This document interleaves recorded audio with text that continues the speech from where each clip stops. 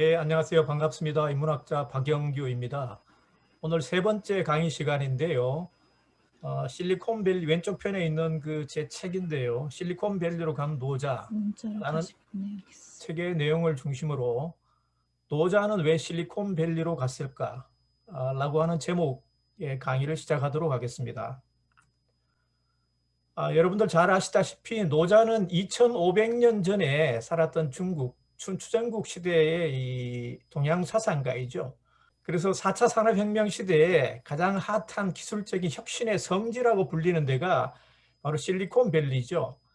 그래서 2500년 전에 살았던 노자하고 요즘 실리콘밸리하고 도대체 무슨 접점이 있을까 하는 그런 궁금증을 많이 가지고 계실 텐데요. 우선 제가 여러분들 잘 아시는 이 구글이라고 하는 이 회사를 예를 하나 들어보겠는데요. 제일 먼저. 과거에는 모든 길이 로마로 통한다고 하는 말이 있었지만은 요즘에는 모든 길이 구글로 통한다고 할 정도로 구글은 4차 산업혁명 시대를 이끌어가는 리드하는 리딩 컴퍼니로서 굉장히 이 실리콘밸리 기업들 중에서도 가장 뛰어난 탑 클래스에 속하는 기업 중에 하나라고 할 수가 있죠. 여러분들 구글 홈페이지를 이렇게 자주 이제 그 뭐 검색하느라고 이렇게 좀 자주 들어가 보실 텐데요. 들어가 보시면은 그 특색이 딱 있습니다. 구글 홈페이지의 특색이.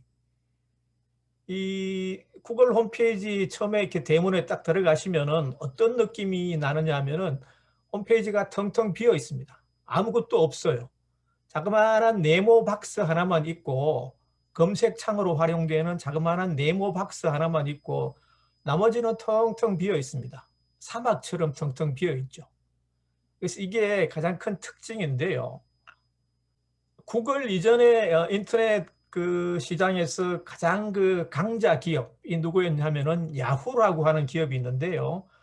여러분들은 아마 야후라는 기업을 뭐 이름은 기억하실 겁니다. 요즘 근데 야후를 쓰는 사람은 잘 없잖아요. 그죠?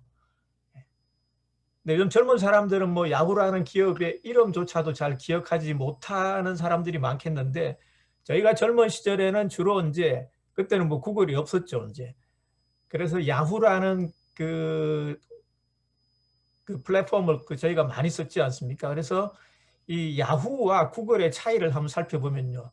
야후 홈페이지는 보면은 이 굉장히 복잡하게 딱 느낌이 그러시죠. 그러니까 딱 복잡하다. 뭔가 이렇게 다양하고 다채롭게 이 홈페이지를 꾸미다 보니까 이렇게 좀 복잡한 느낌이 나는 그런 이 특징이 있죠. 그래서 야후 홈페이지에 딱 들어가면은 뉴스부터 해서 이 디렉토리라 그래가지고 뉴스, 스포츠, 연예, 금융, 뭐 자동차, 스타일, 뭐 심지어 게임 같은 거 이런 거부터 해서 없는 게 없어요. 여기는 보면은. 그래서 컨텐츠를 갖다가 매우 다양하게 이제 구성을 해놓고 있습니다. 구글은 작은 네모 박스 하나만 달랑 있고 텅텅 비워놓고 야후는 아주 알차게 그냥 콘텐츠를 빼곡하게 채워놓고 있는 그게 이제 근본적인 차이라고 볼 수 있는 한눈에 봐도 이제 차이점이 딱 눈에 들어오지 않습니까? 자, 야후가 왜 이렇게 이제 홈페이지를 꾸몄을까? 우리가 생각해 보면은 아무래도 광고 수익이겠죠. 그죠? 기업 입장에서는 이제 이 수익을 많이 창출시켜야 되는데 야후 입장에서는 방문객 유저들이 이렇게 홈페이지에 돌아가지고 컨텐츠가 풍부해야지 이것저것 눌러보고 그죠? 뉴스도 눌러보고 뭐 스포츠에 관심 있는 사람 뭐 스포츠도 눌러보고 그다음에 금융, 연예, 자동차, 뭐 생활, 문화 이런 거 다양한 이제 그 디렉토리 밑에 또 서브 디렉토리라고 이제 있죠. 뭐 스포츠라 그러면 야구, 축구, 농구, 배구, 뭐 일본의 스모 이런 것도 과거에는 있었던 것 같아요. 그래서 다양하게 꾸며놓고 사람들이 이것저것 눌러보는 과정에서 광고 수익이 많이 창출되도록 하는 이제 그런 전략을 썼다고 볼 수 있죠.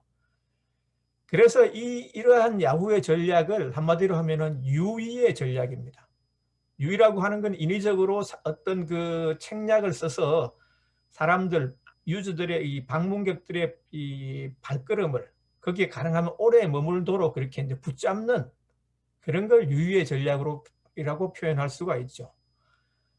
이에 비해서 구글은 왼쪽 편에 이제 구글이 표시되어 있죠. 텅텅 비어 있지 않습니까? 이게 한마디로 딱 보면은 이렇게 무의합니다. 그죠? 야후는 유의의 전략을 쓴 반면에 구글은 무의의 전략을 썼죠. 그래서 구글은 이 유저들이 방문객들이 홈페이지를 방문해서 자신이 원하는 이제 그 정보, 키워드를 갖다 딱딱 검색하지 않습니까? 무슨 뭐 내가 꽃에 관심이 있다, 한국 경제에 관심이 있다, 주식, 무슨 뭐 이런 걸 갖다가 따다다다 이제 그 키워드를 입력을 하면은 거기 자신이 원하는 그 정보를 갖다가 알게 되면은 그 사이트로 곧바로 이동하도록 야후와 달리 구글은 절대 방문객들의 이 발목을 잡지 않습니다. 자유롭게 프리하게 이제 내비두죠. 굉장히 이제 본질적인 차이라고 볼 수 있습니다. 그래서 뭐 광고 수익이나 이런 걸 기대하기 위해서 뭐 컨텐츠를 다양하게 구성하지도 않고 텅텅 사막처럼 텅텅 비워놓습니다. 이걸 한마디로 하면은 무의의 전략이라고 할 수 있습니다. 방문객들이 검색어를 입력한 후에 자신이 원하는 정보를 얻었으면은 곧바로 그 사이트로 이동할 수 있도록 구글은 내버려 둡니다. 자유롭게. 이런 게 이제 무의의 전략이라고 할 수 있죠.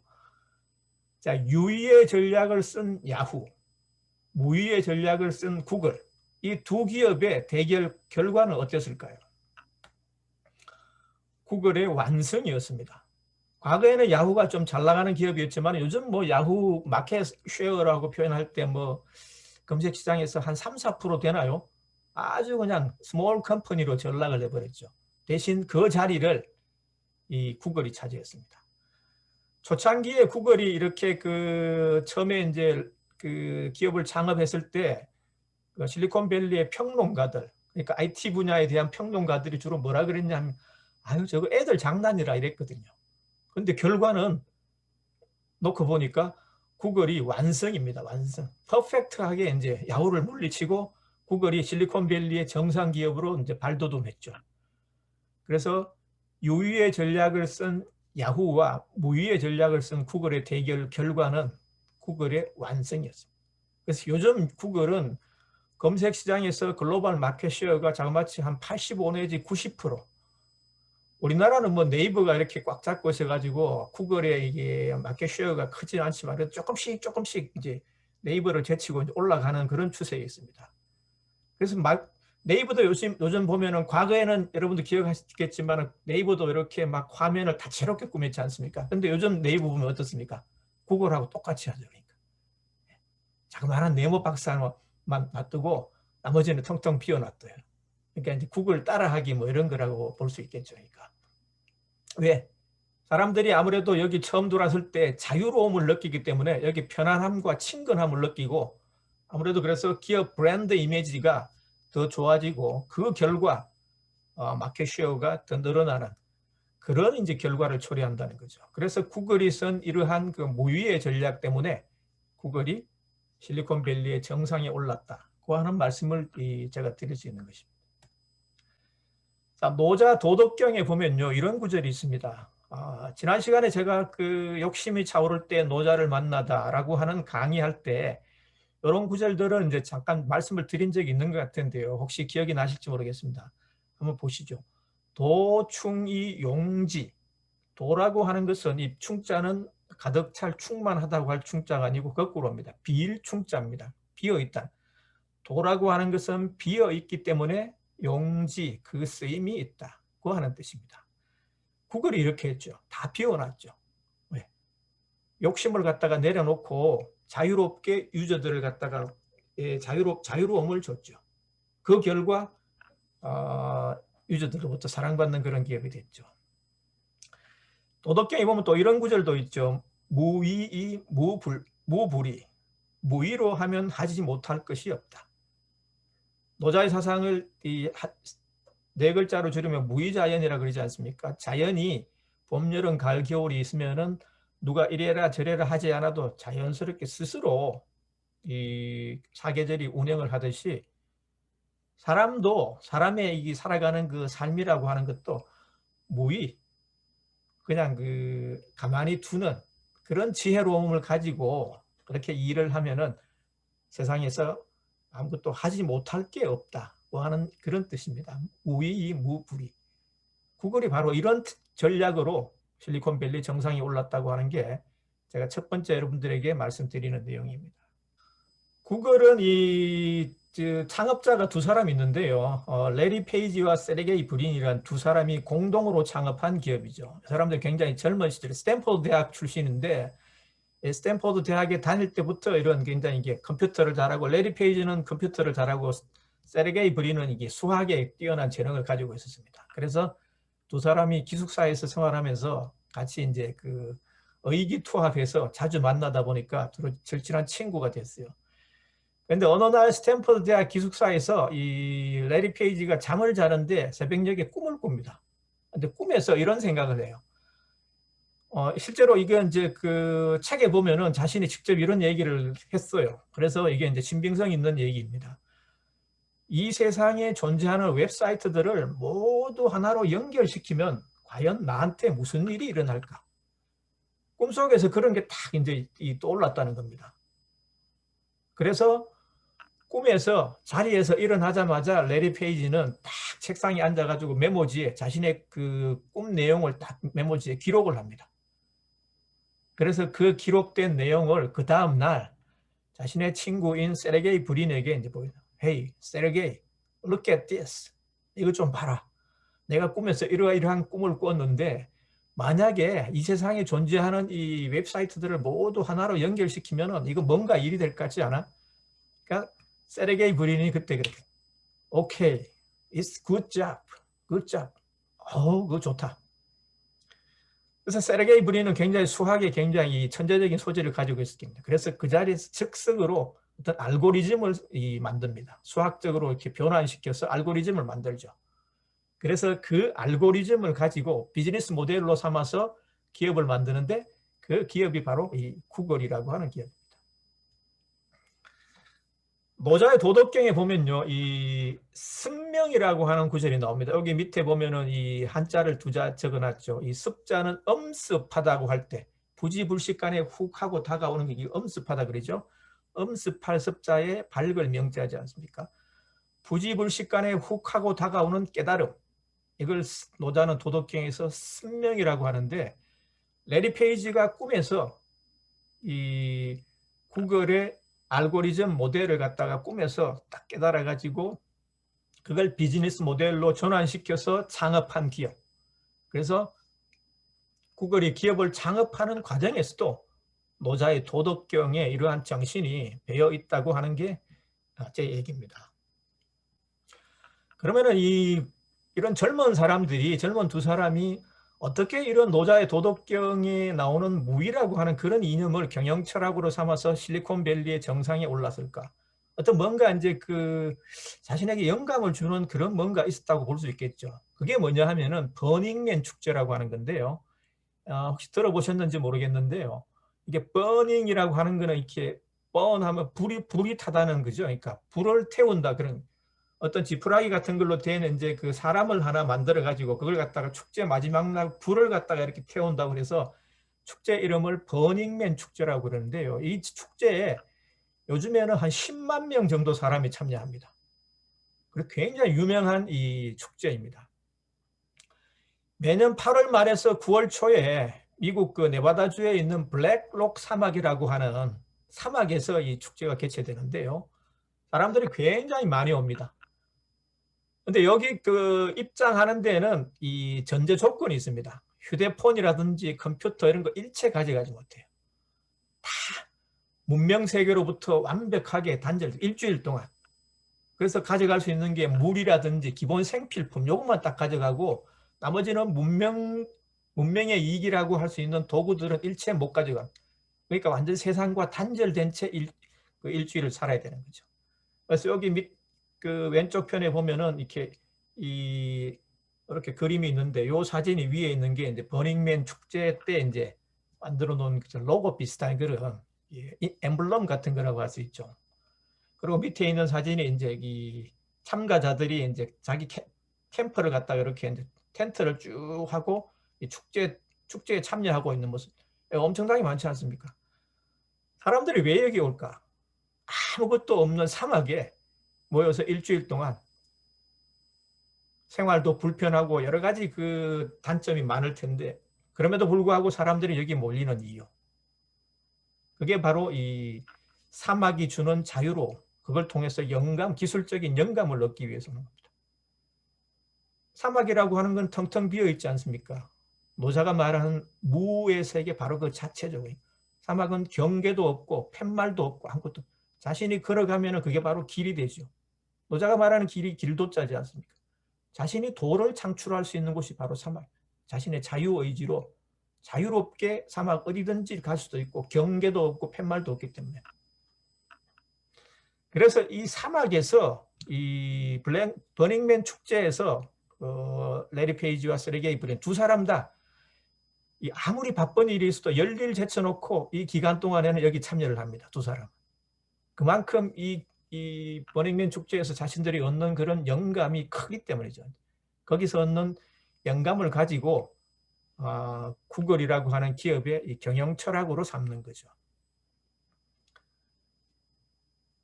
젊은 두 사람이 이 기업을 창업해가지고 기업이 차츰차츰 이제 커지니까 덩치가 커지니까 이 전문 경영인을 영입할 필요성을 이 사람들이 느낍니다.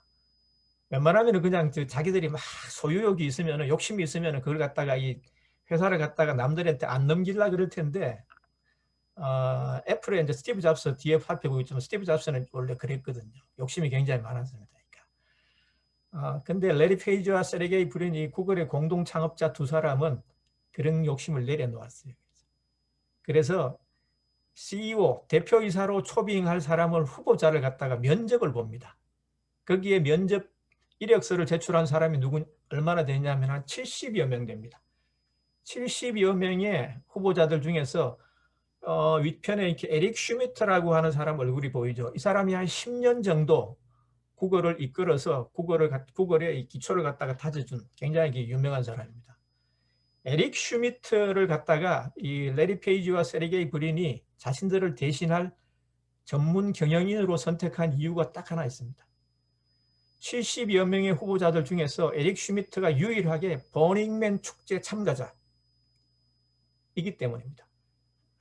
버닝맨 축제에 참가할 정도면은 자신들이 추구하는 구글의 경영 이념을 잘 이해하고 구글을 잘 이끌 수 있다고 판단했기 때문에 에릭 슈미트를 구글의 대표이사로 영입했던 것입니다. 자신들의 이 소망과 그 부합하게 에릭 슈미트는 젊은 사람들과 호흡을 맞추면서 나이는 굉장히 많았거든요. 호흡을 잘 맞추면서 구글의 이 성장 기반을 다지고 그 다음에 다시 한 10여 년 이후에 이 레리 페이지와 세르게이 브린에게 다시 이제 대표이사 자리를 물려줍니다. 서로 욕심이 없었던 거죠. 그래서 윈윈하는 그런 아주 좋은 사례로 남아 있습니다. 그것뿐만이 아니고요. 이 오른쪽 아래편의 하단에 무슨 사진이 하나 보이시죠? 이 사진에 이게 벽에 무슨 사진이 잔뜩 걸려 있지 않습니까?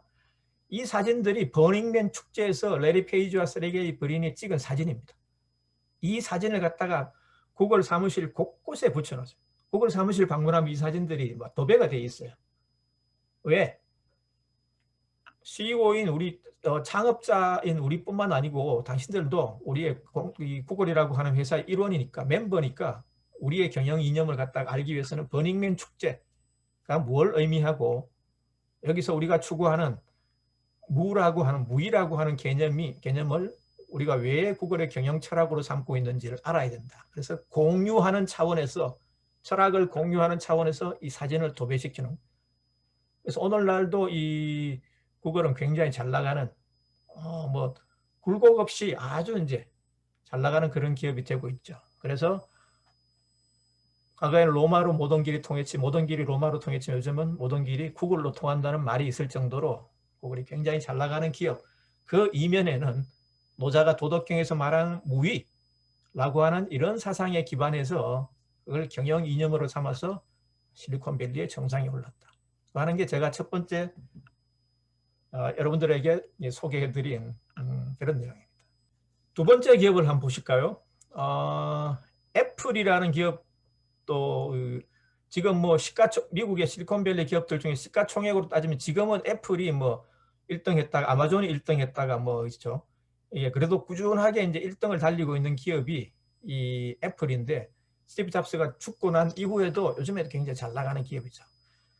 이 애플의 공동 창업자인 이 스티브 잡스, 스티브 워즈니악하고 둘이 공동 창업했지 않습니까? 이게 실리콘밸리의 정상에 오른 기업들은 이렇게 유심히 이렇게 그 라이프 스토리를 살펴보면은 공동 창업한 경우가 거의 대부분이에요, 보면.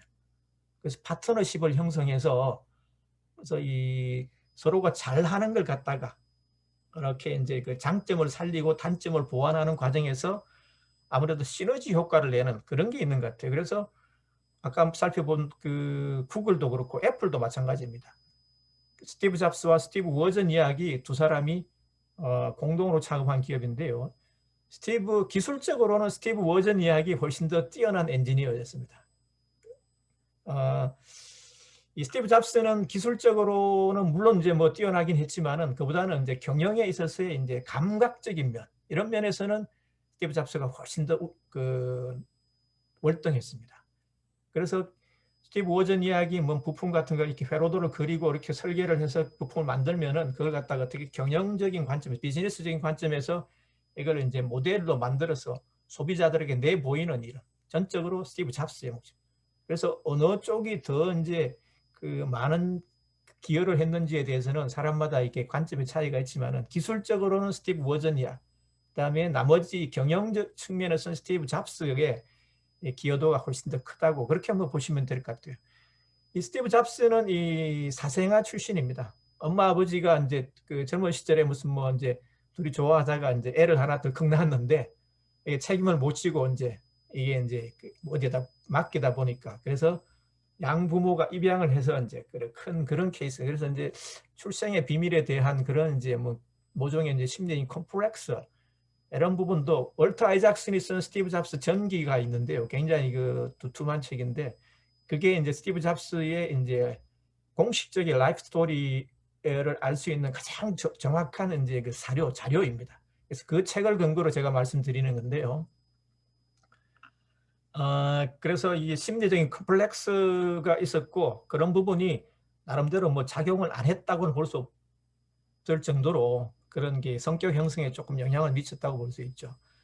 근데 이게 굉장히 그 외골수적인 그런 그 경향이 있었다 그래요. 아무래도 뭐 그런 엄마 아버지로부터 버림받았다고 하는 그런 이제 심리적인 컴플렉스가 작용했기 때문이기도 하겠죠. 이제 그래서 대학을 들어갔는데 리드 대학이라고 충분히 성적으로 보면은 뭐 스탠퍼드나 이런 아이비리그 대학에 들어갈 만했지만은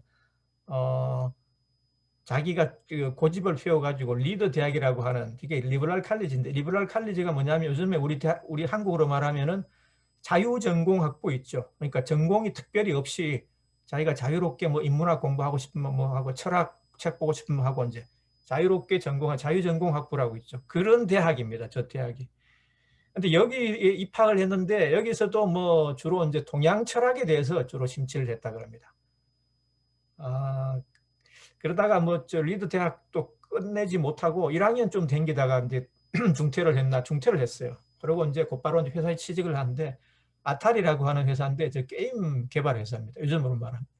그래서 저기서 뭐 블록 깨기인가 이런 그 게임을 개발하는 개발자가 들어온 이제 취직을 했는데 실력은 있으니까 이제 뭐 뛰어나게 뭐 일은 잘했겠죠. 그런데 문제는 성격이 워낙 괴팍해가지고 동료들하고 마찰했어요. 특히 이 스티브 잡스가 이 채식주의자지 않습니까? 유명한 채식주의자죠. 철저한 채식주의자예요. 채식주의면 좋은데 이 목욕을 안 해요. 씻지를 안 해요. 그러니까 냄새가 엄청나게 심하게 나겠죠. 좀 거부 반응을 좀 그래서 동료들하고 굉장히 이제 마찰이 심했다고 합니다. 그래서 하도 이제 못 견디니까 사표를 쓰고 인도로 배낭여행을 떠납니다. 한 달 동안. 근데 인도에 가보니까 인도 사람들이 굉장히 단순한 삶을 살거든요. 미니멀 라이프라고 할 때.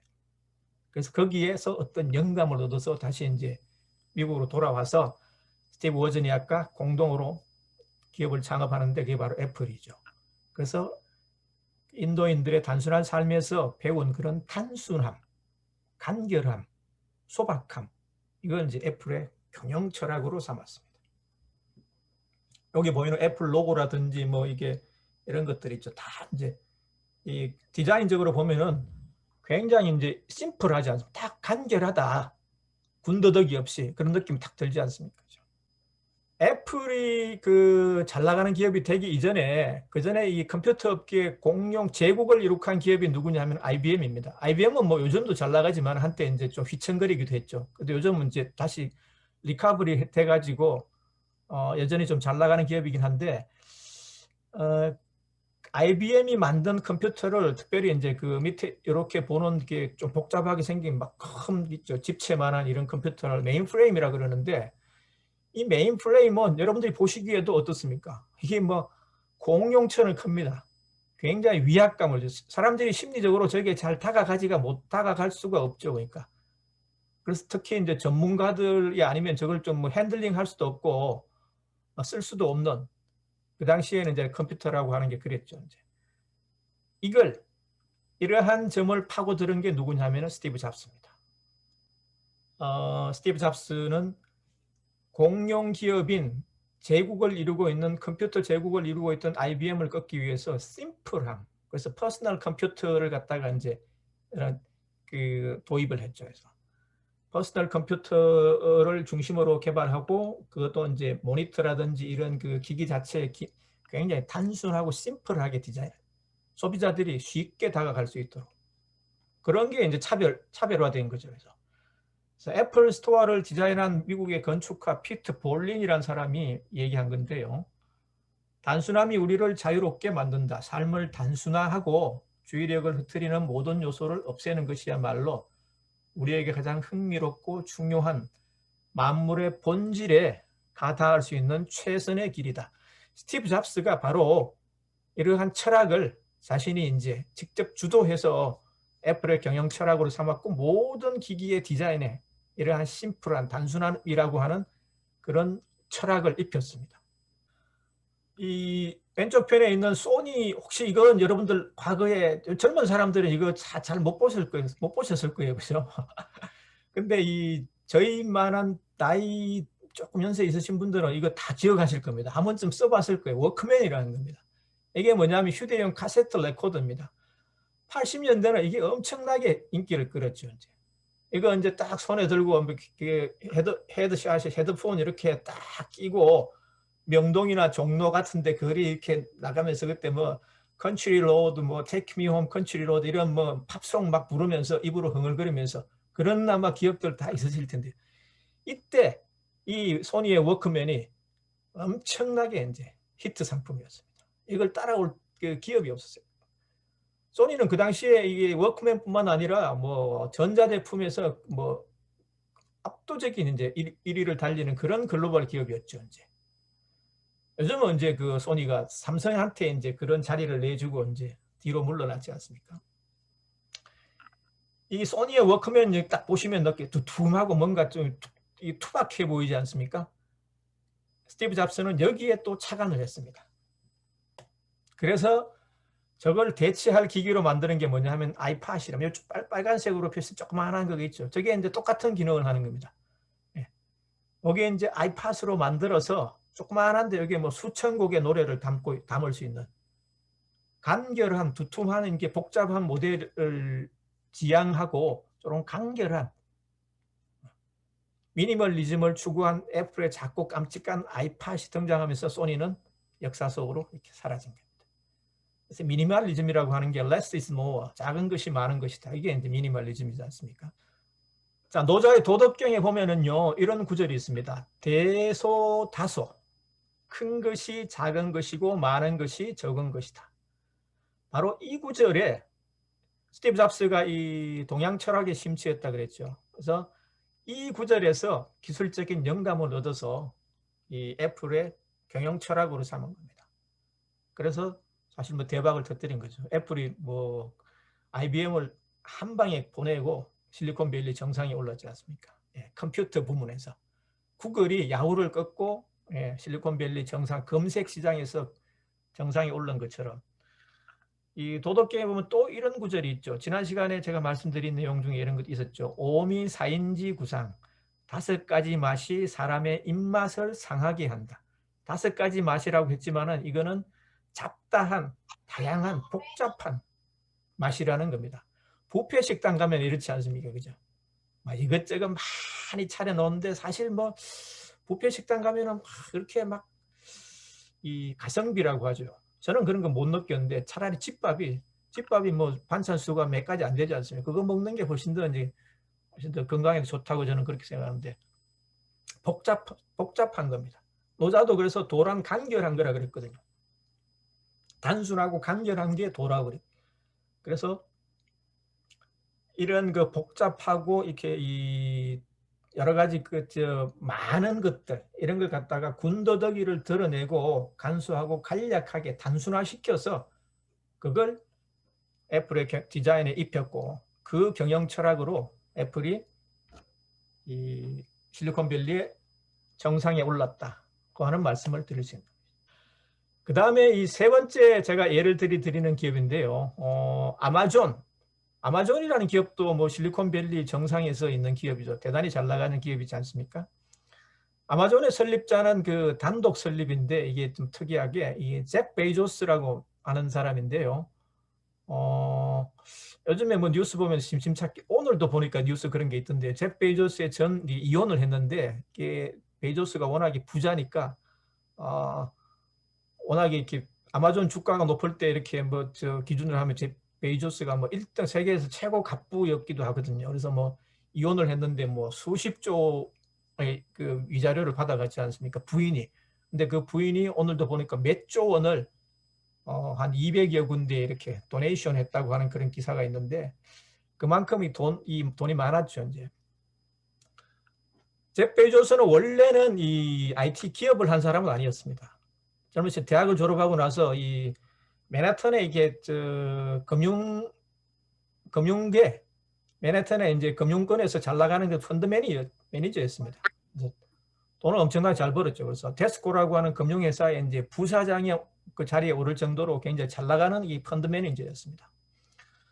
그런데 1993년 이걸 딱 그 흐름을 보니까 한 해 동안 인터넷 사용량이 2300배, 23배, 230배도 아니고 2300배가 이렇게 급증하는 걸 보고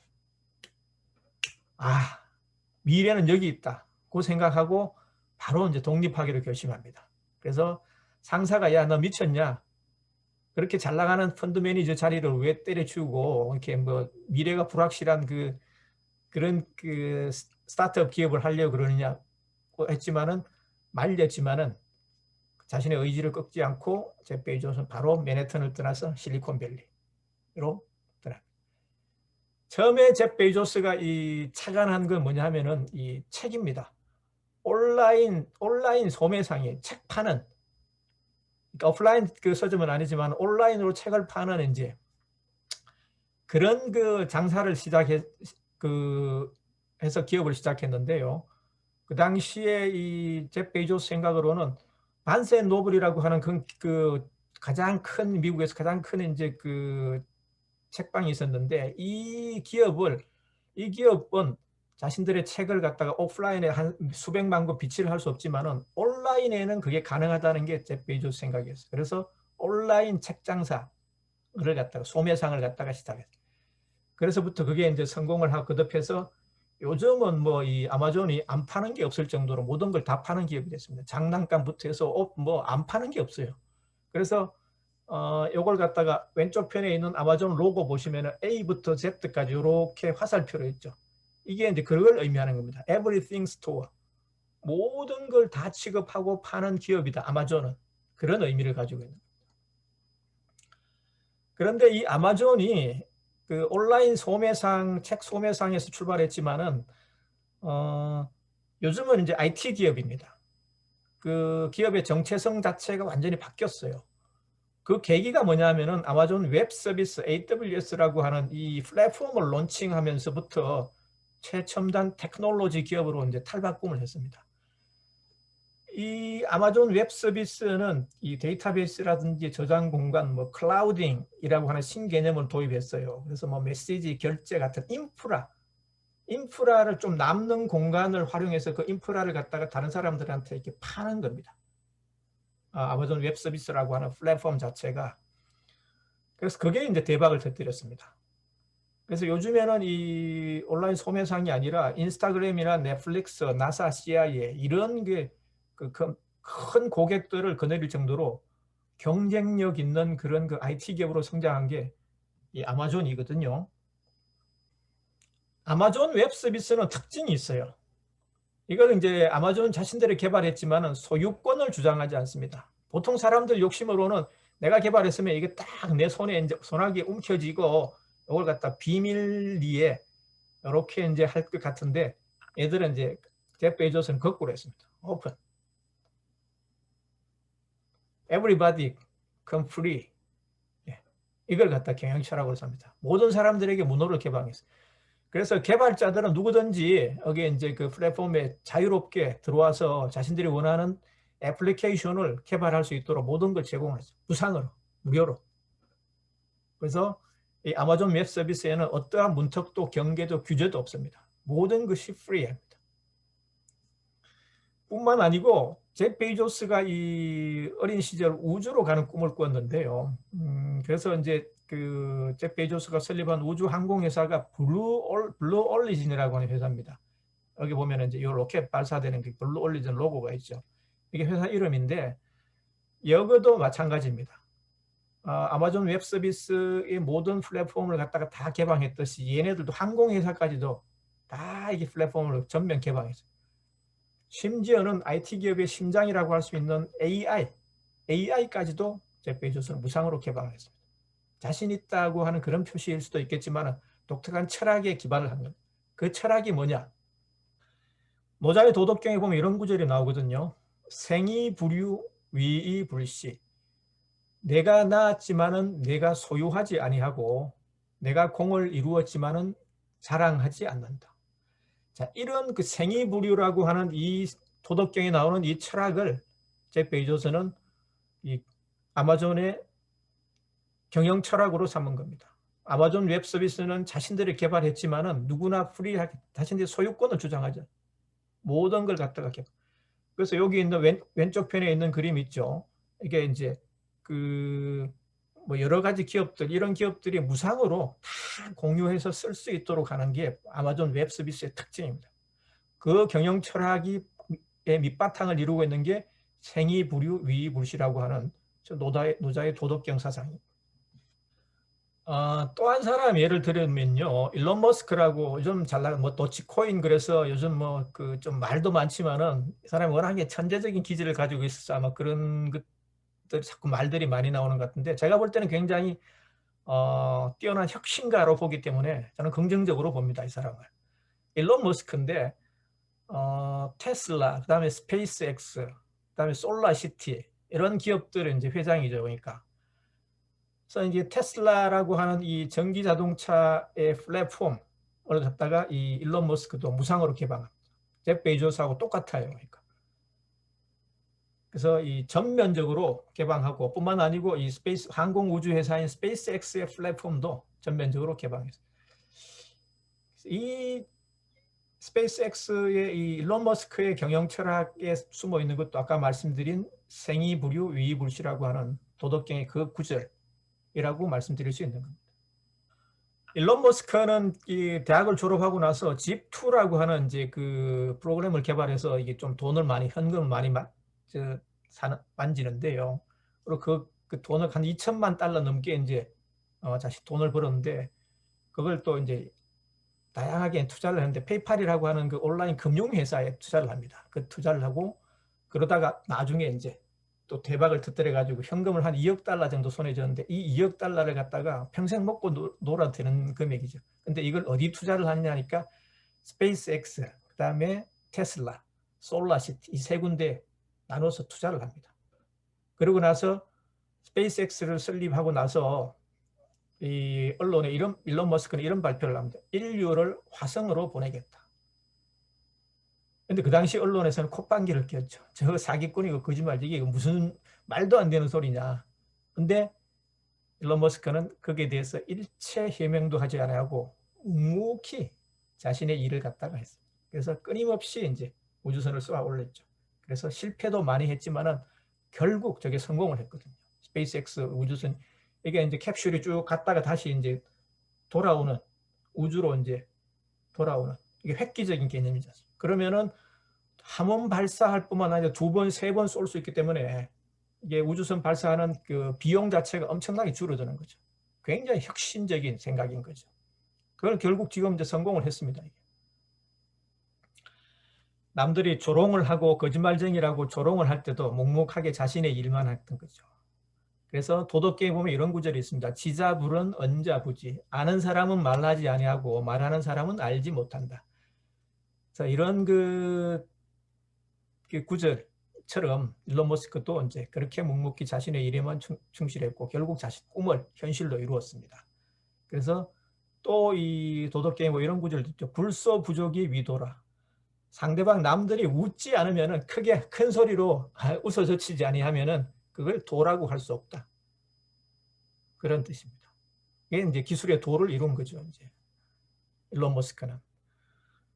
이 일론 머스크가 한 말 중에 제가 특별히 기억에 나는 말이 이 말이 있는데요. 우주 사업은 단순한 관광 사업이 아니다. 우주선은 메이플라워호다. 메이플라워호가 청교도 박해를 피해 가지고 이제 영국을 탈출해 가지고 이제 미국 신대륙으로 갈 때 탄 배 이름이지 않습니까? 그거하고 똑같다는 거죠. 지구가 무슨 온난화라든지 기후 변화 때문에 지구가 조금 차츰 이제 이 생명이 다해가는데 그때 인류가 어디로 가야 되느냐? 메이플라워호를 타고 그 신대륙으로 갔던 것처럼 화성으로 가야 된다.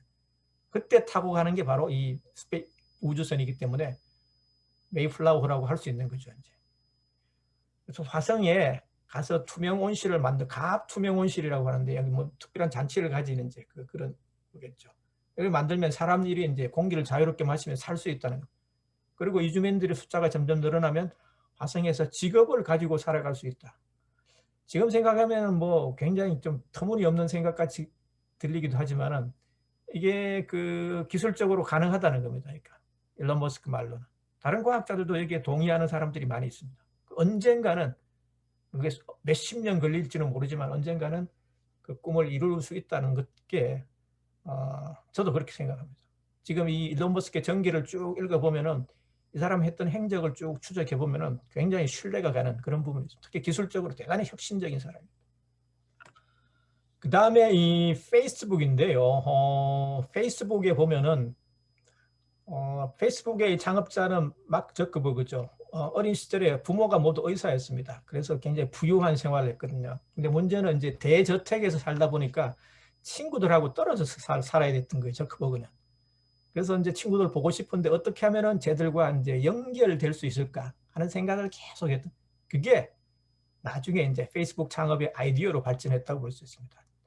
그 페이스북이라고 하는 게 그런 거 아닙니까? 친구 한 사람은 처음에 이제 그 하버드 대학 동문들 이렇게 이제 뭐 연결시켜주고 하다 보니까 차츰 범위를 넓혀서 요즘 같은 SNS 플랫폼이 됐거든요. 그래서 친구 한 사람 소개해주면 또 그 한 사람이 두 사람이 되고 두 사람이 세 사람이 되고 이렇게 해서 요즘 회원 수가 뭐 러프하게 이제 한 20억 명 된다 그럽니다. 세계 최대의 소셜 네트워킹 서비스 플랫폼이죠. 모자 도덕경에 보면은 이런 구절이 있습니다. 도생일 일생이 이생삼 삼생 만물. 도가 하나를 낳고 하나는 둘을 낳고 둘은 셋을 낳고 셋은 만물을 낳는다. 똑같죠. 페이스북이 연결을 통해서 기술의 도를 이룬 그런 그런 원리하고 똑같은 겁니다. 그래서 이런 도덕경의 원리를 기술적인 경영 철학으로 삼아서 전맥시켜서 오늘날의 페이스북을 창업했다, 만들었다, 성장시켰다고 하는 말씀을 드렸습니다. 도덕경에 보면 또 그런 구절이 있습니다. 불추로 지천하, 집을 나서지 아니하고 천하를 한다. 페이스북이 그렇죠. 페이스북이 20억 명이 매일같이 뭐 저도 저 페이스북 회원이고 이제 뭐 소식을 갖다 꾸준하게 올리지만은 사람들이 다 지구촌에 있는 뭐 사람들이 다 올립니다. 그럼 지구촌의 소식을 24시간에 생생하게 라이브로 다 알 수 있는 거죠. 집을 나서지 않고 천하를 낳는 게 바로 페이스북입니다. 그리고 요즘에는 뭐 처음에는 가입 그 회원 유치하기 위해서 노력을 했지만 요즘에는 뭐 그런 거 안 해도 스스로 사람들이 와서 이제 가입하죠. 이제 왜 페이스북이 누구나 유명하니까. 그래서 도덕경에 보면 이런 구절이 천지도 불소히 잘해라. 하늘의 도라고 하는 건 초대하지 않아도 스스로 찾아오는 것이다. 페이스북이 요즘 이제 또 이런 그 상황이죠. 제가 막 저버그가 페이스북에 올린 글 중에 대단히 사진을 보고 대단히 좀 놀란 게, 신선하게 생각한 게 이 사진입니다. 프리실라 부인이 중국계거든요. 프리실라 첸이라고 하는 이제 이 부인하고 여자랑 결혼을 했는데, 오랫동안 이제 그 유산을 몇 차례 거듭했어요. 그러다가 이제 딸내미를 하나 낳았는데, 얘가 이제 그 딸입니다. 맥스라고 하는 딸인데, 근데 이 책을 한번 유심히 보십시오. 제목을 Quantum Physics for Babies, 아기들을 위한 양자 물리학입니다. 얘가 지금 이거 뭐 저 태어난 지 얼마 되도 않았는데, 아기 때부터 여기 이제 양자 물리학 그러면 우리도 지금 어렵다고 생각하는데 애들 때부터 이렇게 가르쳤다. 양자 물리학이라는 게요, 이게 없었으면은 실리콘밸리도 사실 없었던 겁니다. 이런 물리적인 이론 체계가 뒷받침이 됐기 때문에 오늘날 실리콘밸리가 탄생할 수 있었던 거거든요. 저 보고도 이거 물론 이제 양자역학에 도통했겠죠. 근데 자기 딸한테도 그걸 갖다 어린 시절부터 공부를 시키겠다는 거예요. 놀라운 발상이라고 저는 봤습니다. 그래서 실리콘밸리 기업들 기술 혁신을 이해하는데 이 양자역학을 빼놓을 수가 없거든요. 그래서 제가 뭐 조금 내용을 좀, 제가 물리학자는 아니지만은 저도 워낙 관심이 많아가지고 보니까 재밌더라고요. 그래서 노자 도덕경하고 굉장히 상관되는 부분도 많고 해서 잠깐 제가 소개를 해드릴게요. 닐스 보어 하이젠베르크라고 하는 사람이 양자 물리학을 나중에 대표적인 사람인데요. 닐스 보어는 상보성 원리를 발견했고, 하이젠베르크는 이제 불확정성 원리입니다. 하이젠베르크가 말한 불확정성 원리를 한마디로 얘기하면은 우주 만물은 관측되기 전, 사람의 눈으로 이렇게 관측한다 그래요. 관측되기 전에는 존재가 확정되기 전. 우리가 보는 컴퓨터, 지금 이렇게 책 있죠. 뭐 잠본 도서관에 있는 책. 저런 것들도 사실 우리가 눈으로 딱 관측해서 저게 이제 책이라고 하는 거, 컴퓨터라고 하는 게 됐지. 그 관측되기 전, 어떠한 anybody 누구에 의해서 관측되지 않으면은 저게 이제 그렇게 존재를 하지 않는다는 거예요. 관측되는 순간 이게 머티리얼이 된다는 거예요. 이게 도저히 상식적으로 이해가 되지 않지만은 실제로 그렇다는 겁니다. 저도 이게 여기에 동의를 하는 편입니다. 아인슈타인이 반대를 했죠. 야, 그러면은 그 다른 관측되기 전에는 없었단 말인가. 그리고 이 슈레딩거라고 하는 이 사람이 고양이 실험을 했는데, 가상 실험입니다. 진짜 실험이 아니고 독극물을 장치해 놓고 이제 실험을 했는데, 이 실험에 의하면 고양이는 죽어 있을 수도 있고 살아 있을 수도 있다. 반은 죽어 있고 반은 살아 있는 존재가 된다. 그 유령이지 뭔 고양이냐. 그래서 이런 걸 동원해서 반대를 했지만은 결과는 거꾸로입니다. 실험을 통해서, 실험이 중요하죠. 실험을 통해서 보니까 양자역학의 기본 가정이 맞다, 옳다고 하는 게 입증이 됐습니다. 그래서 양자역학이 요즘 이제 대세가 된 거죠. 그 중에서 대표적인 실험이 이중 슬릿 실험이라고 하는 게인데요. 요 일렉트론 빔 건이라 전자총입니다. 그래서 전자를 발사를 합니다. 이게 이제 입자 형태로 되면은 요 이중 슬릿이라고 하는, 더블 슬릿이라고 하는 게 직사각형 모양의 구멍을 2개 뚫어놓은 겁니다. 여기를 갖다가 하나씩 통과를 하면은 요 뒤에 이제 스크린에 막 이게 입자가 꽂히겠죠. 그러면은 입자가 그러면은 하나가 이렇게 한 번에 하나씩 통과하면은 저기 막대기가 2개 돼야 되는데, 저기가 실제로 나타나는 모양은 3개, 4개, 5개 이렇게. 이게 인터피어런스 패턴이 간섭문이라 그럽니다. 간섭 현상이 일어나서 막대기가 2개가 아니고 3개, 4개, 5개가 된다는 겁니다. 실제로 그렇게 이제. 이건 뭘 의미하느냐? 전자라고 하는, 발사되는 전자라고 하는 게 입자가 아니라 동시에 파동의 그 성질을 동시에 가지고 있죠.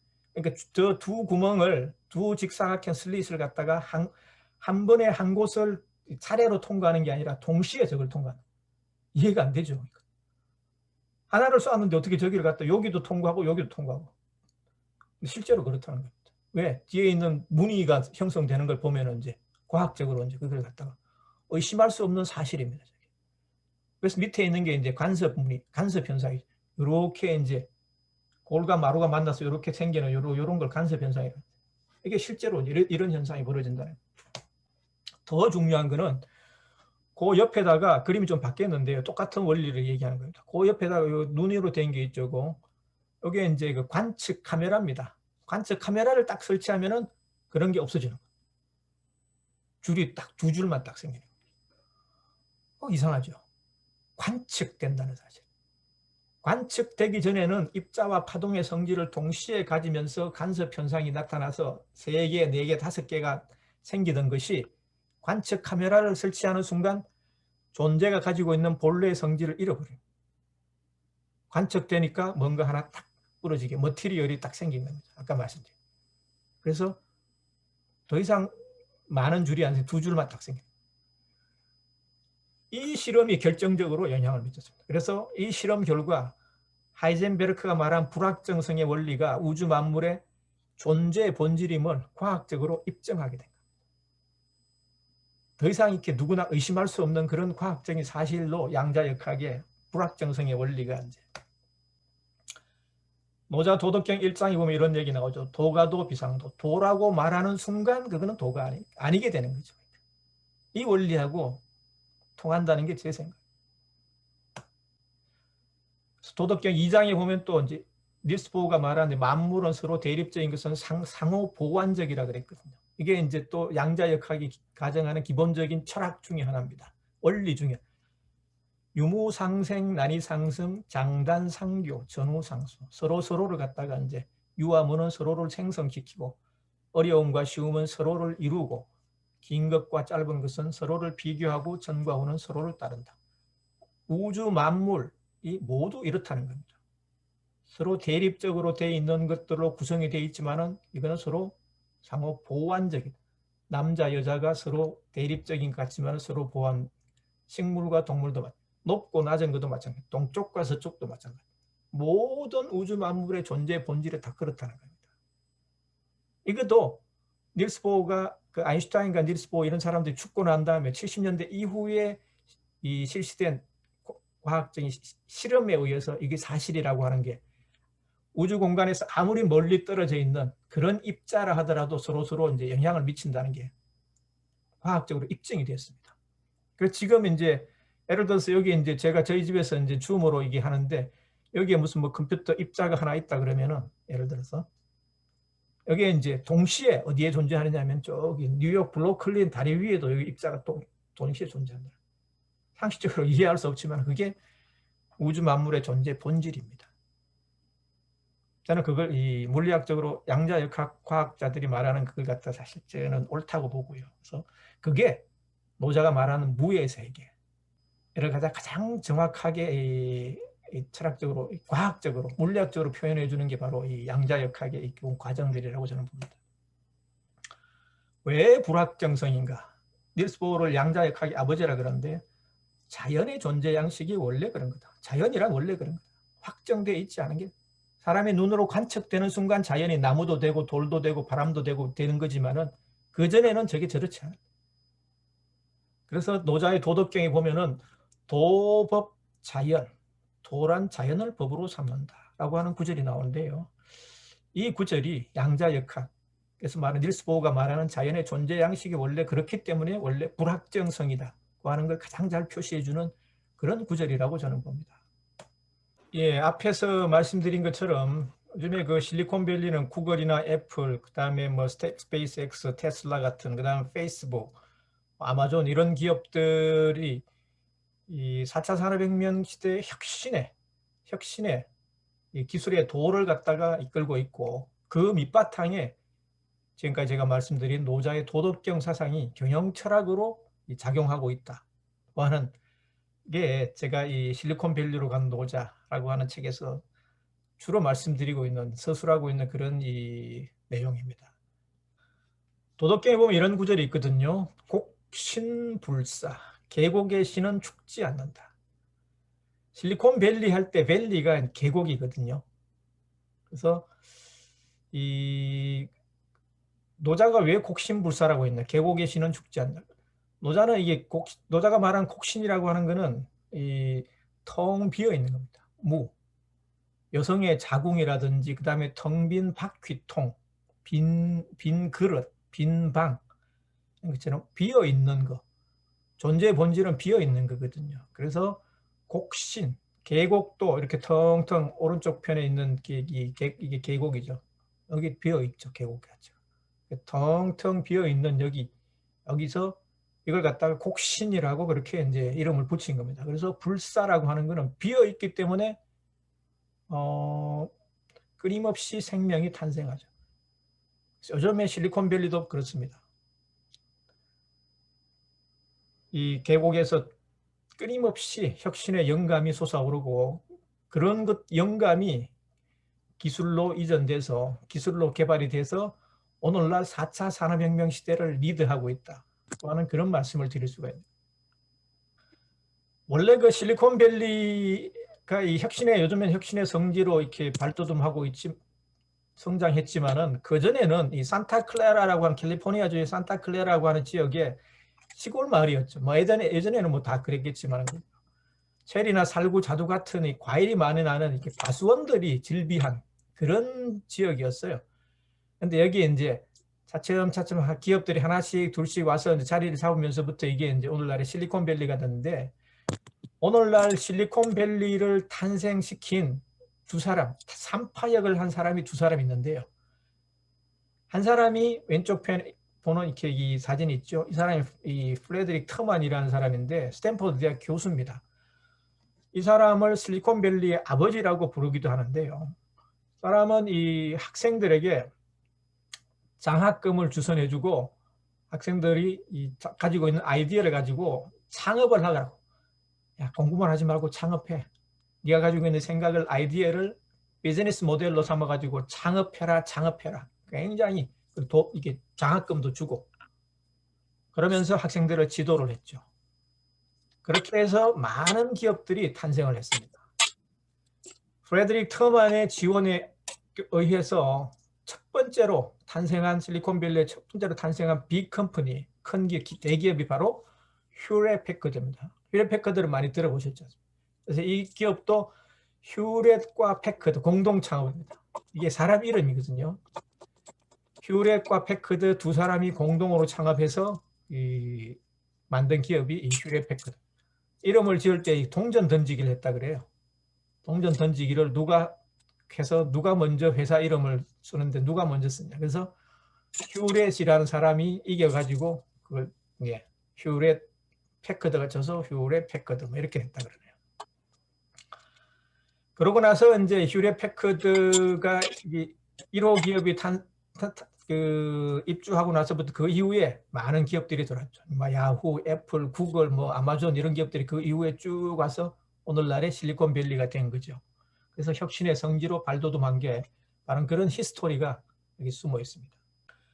삼파역을 한 사람이 두 사람이 있다 그랬죠. 프레드릭 터먼 스탠포드 대학 교수가 실리콘밸리 아버지고 그 다음에 이 기술적으로 더 중요한 역할을 한 사람이 있는데요. 바로 위에 있는 사진 중에서 제일 왼쪽 편에 있는 사람이 세 사람 있죠. 그 중에서 이게 좀 나이가 든 사람, 오른쪽에 있는 사람이 윌리엄 쇼클리라고 하는 사람입니다. 이 사람이 기술적인 측면에서 실리콘밸리 탄생에 결정적인 역할을 한 사람입니다. 이 사람 벨 연구소라고 하는 전화기로 유명한 벨 연구소에 취직을 했는데 26살에 MIT 박사학위를 받을 정도 천재였습니다.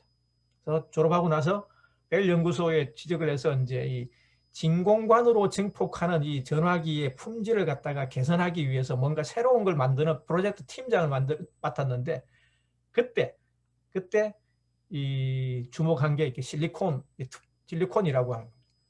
그러니까 절연체와 도체, 절연체는 이렇게 전기가 안 통하는 거 절연체라 그러죠. 유리 같은 거, 그죠? 전기가 안 통하잖아요. 도체, 구리 같은 거, 전기가 잘 통.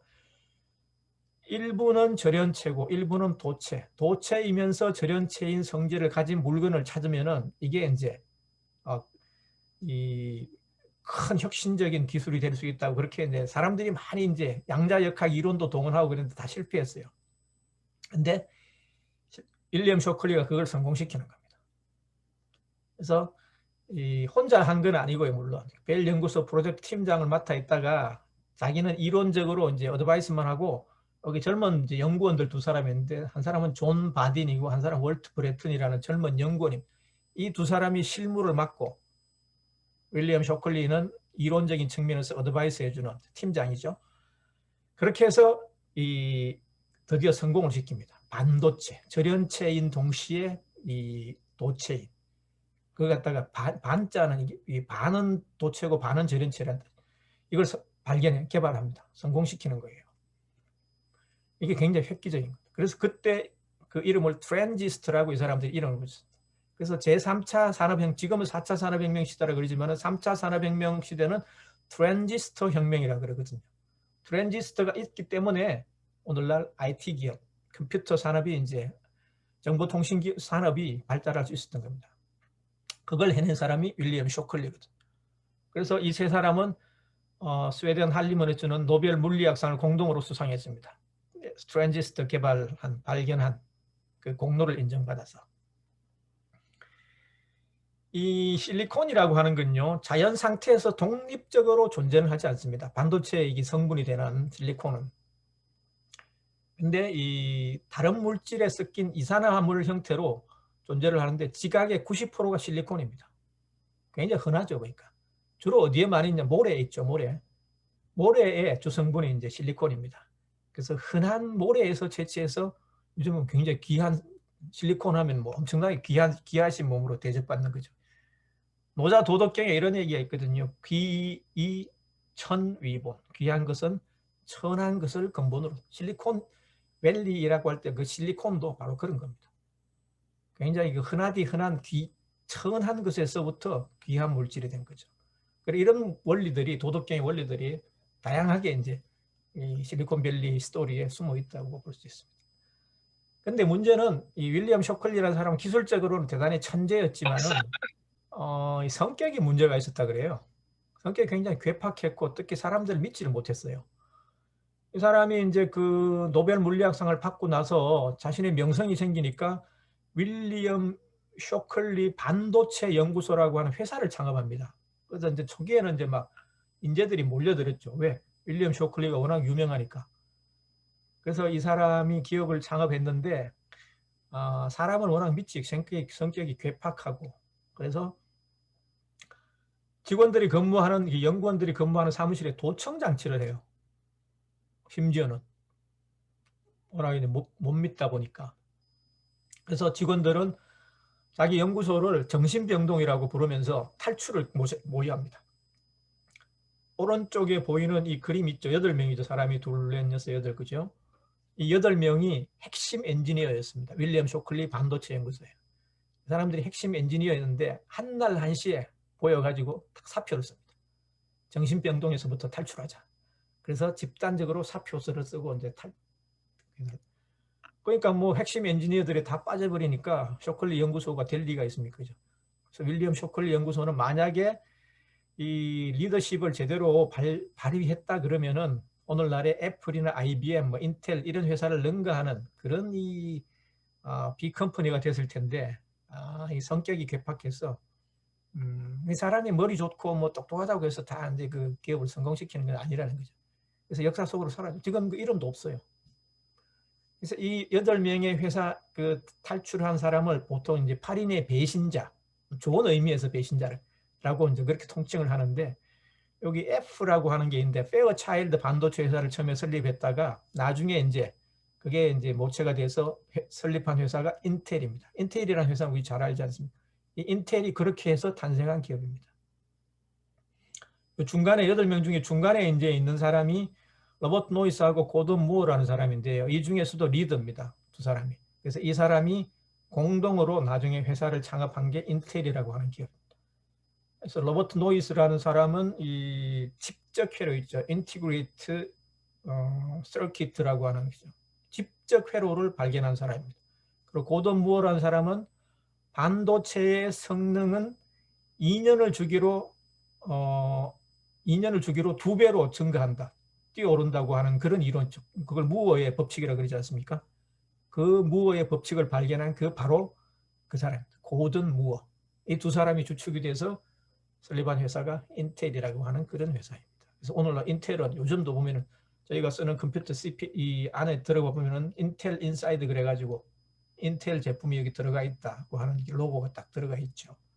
좀 잘 나가는 기업이죠. 그래서 앞에 이 윌리엄 쇼클리 리더십의 문제에서도 보셨듯이 이 계곡의 신은 영원하지만 인간은 유한한 존재죠. 그렇기 때문에 자신이 아무리 똑똑하고 잘나고 기술적으로 이게 그 많은 걸 성취했다 하더라도 더 이상 욕심을 과도하게 부리면은 거기서부터 문제가 생긴다고 하는 게 또 도덕경에서 또 다른 가르침을 주고 있는 겁니다. 윌리엄 쇼클리도 그런 괴팍한 성격이 아니었으면은 결국 그 오늘날 애플을 능가하는 그런 기업을 거느리는 그런 CEO가 됐을 텐데 애석하게도 그러지 못했다는 거죠. 그래서 이런 사례들을 이제 그 이번 시간에 몇 사례를 갖다가 좀 살펴보도록 하겠습니다. 잘 아시는 이 스티브 잡스인데요. 스티브 잡스는 앞에서도 제가 이제 말씀드렸지만은 창업하는 과정에서는 굉장히 이제 긍정적으로 도덕경 구절 대소다소 그죠? 큰 것이 작은 것이고 많은 것이 적은 것이다. 하는 그런 동양 철학에서 그 영감을 얻어서 애플의 모든 디자인에 이 미니멀리즘을 입혔다는 거죠. 그래서 이 스티브 잡스는 굉장히 이 성격 자체가 완벽주의자였습니다. 뭔가 조그만하게 이렇게 뭐 허술한 것도 이렇게 그냥 못 넘기는 그런 완벽주의자였습니다. 그래서 심지어는 이 회로기판 있죠. 회로기판을 이렇게 컴퓨터 이렇게 본체를 열어보면 회로기판이 좀 복잡하지 않습니까?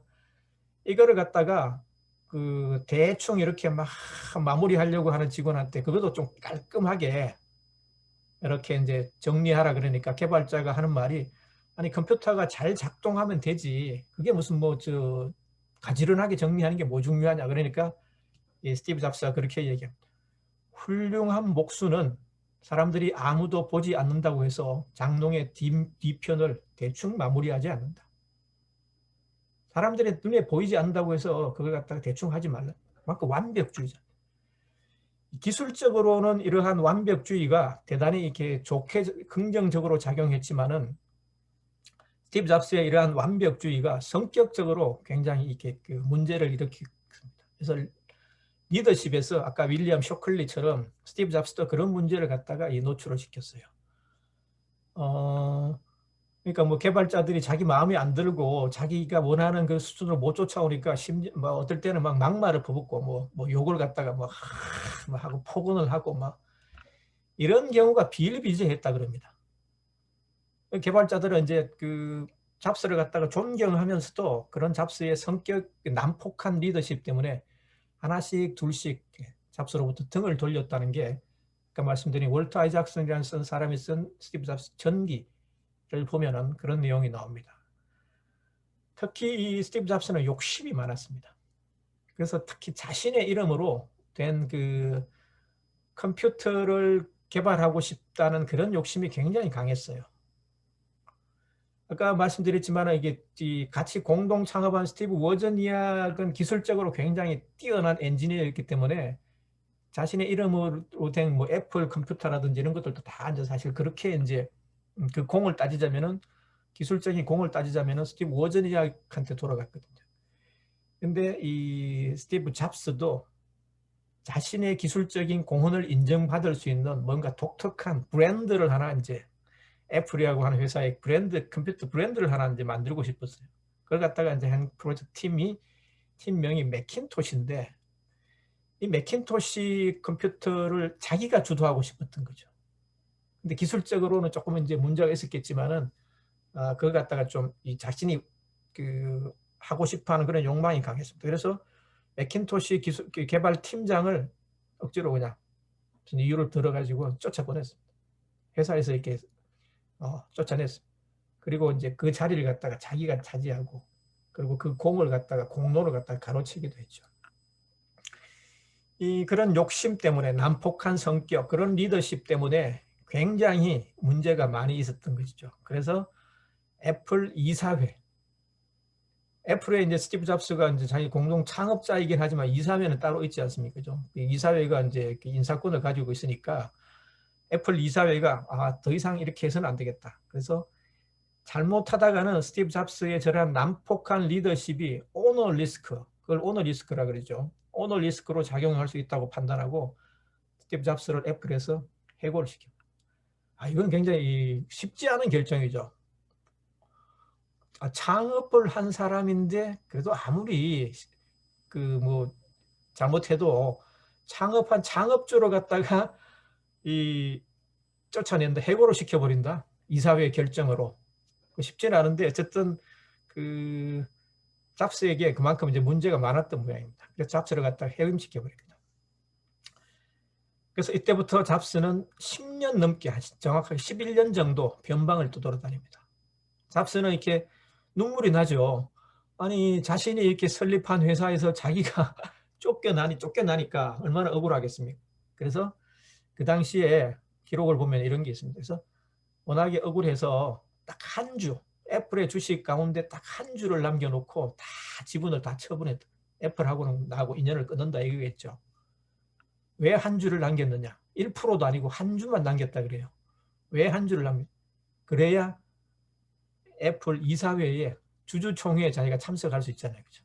그게 주식이 하나라도 있어야. 그것 때문에 한 주만 남겨놓고 다 처분하고 이제 쓸쓸히 자신이 설립한 회사에서 이제 떠나갔던. 그래서 광야 생활을 이제 11년 동안. 물론 이제 뭐 광야 생활을 했다고 해서 완전히 뭐 놀았던 건 아니죠. 그 뒤에도 무슨 뭐 이 기업들을 설립해가지고 특히 요즘 이게 디즈니 만화영 애니메이션이 유명하지 않습니까? 디즈니도 사실 그 우여곡절 픽사라고 하는 기업을 이 잡스가 설립했는데 픽사가 디즈니랜드에 지분을 갖다 70% 정도 소유하게 되고 뭐 그런 히스토리가 있는데, 그래서 요즘에 잡스가 죽고 나서 잡스의 부인이나 이런 사람들이 디즈니랜드의 사실상 오너입니다. 그런 그 스토리가 있어요. 그만큼 그 일을 하긴 했지만 어쨌든 애플에 대한 이제 저기는 계속 이제 가슴 속에 남아 있었겠죠. 근데 이제 애플이 스티브 잡스가 떠나고 나니까 이 기업이 내리막길을 걷게 됩니다. 한때 이제 잘 나갔지만은 잘 나갈 때 그 명성만 가지고 계속 그걸 뜯어먹고 이렇게 살고 혁신을 안 했던 거죠. 그래서 이제 위기에 처하게 됩니다. 그래서 회사가 이제 어려우니까 잡스에게 다시 이제 손을 내밀었던. 잡스는 오케이 하고 이제 컴백을 했죠. 그래서 다시 애플로 돌아왔습니다. 11년 만에. 만약에 이 긴 시간의 공백이 없었다고 하면은 대단히 더 많은 혁신적인 제품을 만들 수 있을 텐데 참 그 아쉬운 대목이죠. 어쨌든 그렇게 해서 애플로 복귀를 했는데요. 복귀를 하고 난 이후에 직원들에게 스티브 잡스가 한 첫 일성이 뭐냐 하면은 이 Call me Cielo, 나를 시엘로라고 불러다오. 시엘로가 뭐냐면은 Chief Listening Official, 최고 경청자라는 뜻입니다. 경청은 남들의 말을 갖다가 듣는다는 거죠. 자신의 과거를 갖다가 뉘우치는 거죠.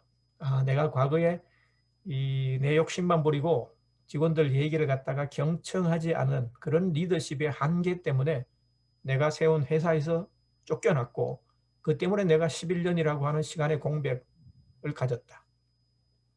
그 하는 이제 성찰, 이 계기가 됐겠죠. 그래서 Call me Cielo, 나를 최고 경청자라고 불러다.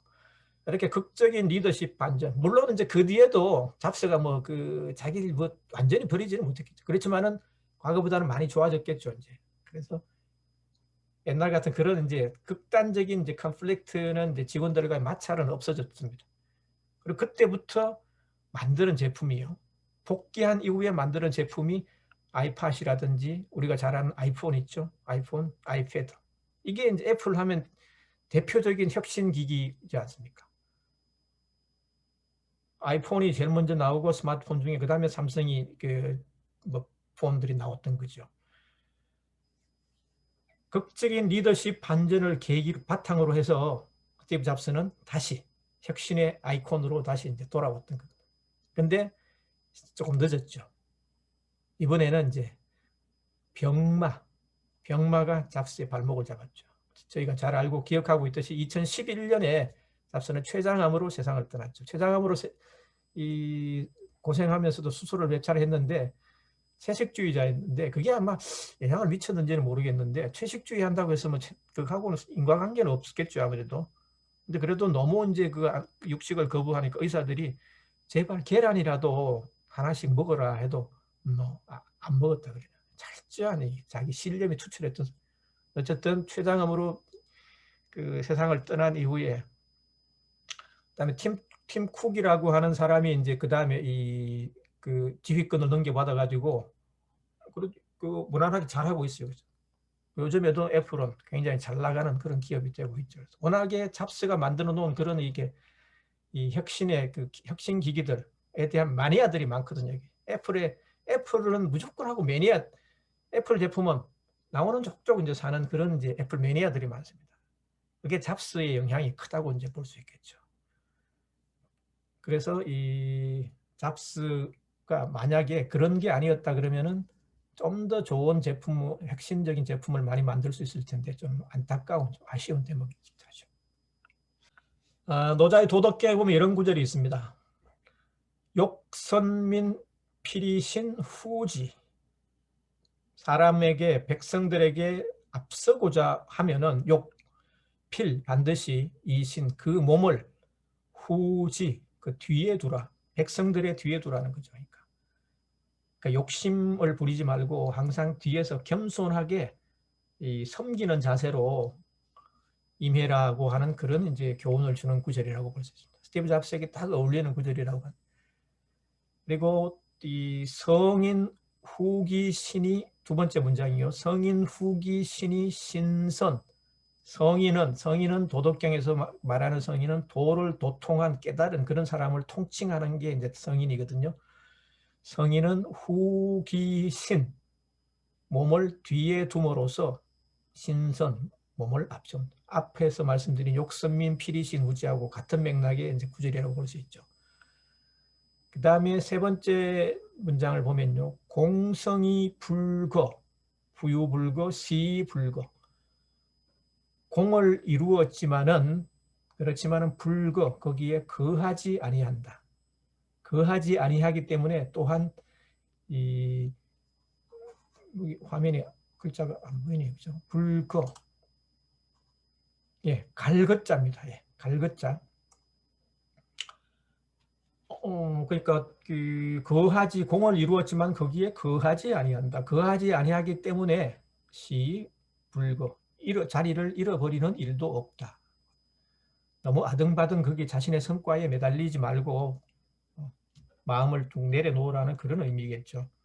그 다음에 네 번째 구절이요. 지지불태 가히장구라. 지지불태. 끝일 줄 알면은 불태. 태자는 위태롭지 할 때 그 태자거든요. 끝일 줄 알면은 위태롭지 아니하다. 가히장구. 가히 오래 간다. 하는 그런 뜻이고요. 그래서 잡스가 어느 순간에 이렇게 좀 그칠 줄 아는, 자신의 입장에서 그칠 줄 아는 그런 리더십을 발휘했으면은 11년이라고 하는 그런 시간의 공백이 없었을 텐데 안타까운 거죠. 그 다음에 다섯 번째 문장이요. 똑같은 비슷한 맥락의 구절이지만은 도덕경 강의이기 때문에 제가 도덕경 구절을 좀 더 핵심적으로 추려서 말씀드리고 있습니다. 자긍자 부장 공수 쉰퇴. 스스로 으스댄, 긍자는 이제 으스댄다는 말이죠. 스스로 자신의 공을 으스대는 사람은 부장, 오래 가지 못한다. 공을 세웠더라도 묵묵히 그냥 그러려니 하고 이제 그렇게 이제 처신하라는 거죠. 그리고 공수신퇴, 공을 이루고 난 후에는 몸을 뒤로 물린다고 하죠. 이런 그 지혜로운 가르침, 도덕경에서 스티브 잡스도 분명히 이것을 봤을 텐데 대소다소 기술적인 영감은 많이 얻어서 이 실리콘밸리 정상에 올랐지만은 이런 그 인격 도야와 관련된 그런 지혜로운 말들은 조금 잊어버리고 있었던 모양이죠. 그래서 안타깝게 11년의 공백이 있었던 겁니다. 스티브 잡스하고 이 공동으로 창업한 사람이, 애플을 창업한 사람이 스티브 워즈니악이라는 사람인데요. 스티브 워즈니악은 그 리더십이 스티브 잡스하고 정반대였습니다. 이 사람은 스티브 잡스가 불같은 성격의 그런 리더였다면 스티브 워즈니악은 물 같은 성격의 그런 굉장히 겸손하고 겸허하고 묵묵히 자신의 일만 하는 그런 스타일이었어요. 그래서 이 사람한테는 리더십, 오너 리스크라고 하는 게 전혀 없었습니다. 그래서 스티브 잡스는 이제 잠깐 이렇게 11년 동안 긴 세월 애플에서 쫓겨났지만은 그런 그 굴곡이 전혀 없었습니다. 스티브 워즈니악은. 사실은 스티브 워즈니악이 그 기술적으로 보면은 애플의 창업 과정에서 스티브 잡스보다도 훨씬 더 많은 기여를 했거든요. 많은 역할을 한 사람이 바로 스티브 워즈니악인데 그 기업을 애플이 이제 그 기업을 공개할 때 그런 일화가 있어요. 스티브 워즈니악은 함께 고생한 사람들에게 자신이 가진 지분, 이게 이제 공동 창업주니까 지분이 굉장히 많지 않겠습니까? 3분의 1 지분을 정도로 가졌다 그러는데 33%는 굉장히 많은 거죠. 애플이 이제 잘 나가는 기업이 되니까. 근데 그 지분을 함께 고생한 동료들에게 그걸 갖다가 아낌없이 이렇게 나눠줬다는 겁니다. 베풀어 줬다는 겁니다. 잡스는 어땠을까요? 단 한 주도 안 나눠줬다는 겁니다. 잡스하고 절친인 사람이 직원으로 근무를 하고 있었는데 그 사람이 잡스에게 이제 야 나도 나름대로 그 뭐 공을 그 회사가 이렇게 창업하고 하는 과정에서 일도 열심히 하고 기업을 공개하는 과정에서도 내가 공을 채웠는데 나한테도 좀 지분을 나눠주면 안 되겠냐 그러니까 잡스는 한마디로 잘랐어. No. 왜? 그 사람이 이 비정규직이었다 그러네요. 비정규직에 대해서는 이게 일체 원칙적으로 한 추도 나눠주죠. 그래서 이 보다 못한 그 동료 직원 한 사람이 당신이 만약에 그 직원들에게 주식을 조금씩 나눠준다 그러면은 나도 같이 나눠주겠다. 그 하는 제안을 했음에도 불구하고 스티브 잡스는 이런 지하에 거절했다. 단 한 주도 내 주식을 내가 나눠줄 수 없다. 그래서 이 차이를 보더라도 욕심에 가득 찬 그게 무슨 특히 무슨 법률적으로 문제가 있는 건 아니지만 그래도 그 인간적인 의리나 도리에서 보면은 조금 심한 그런 처사였죠. 그러니까 비정규직이라고 해서 절친인 친구에게 지분을 하나도 안 줬다고 하는 거는 좀 그 과한 그런 그 행동이었다고 볼 수 있겠죠.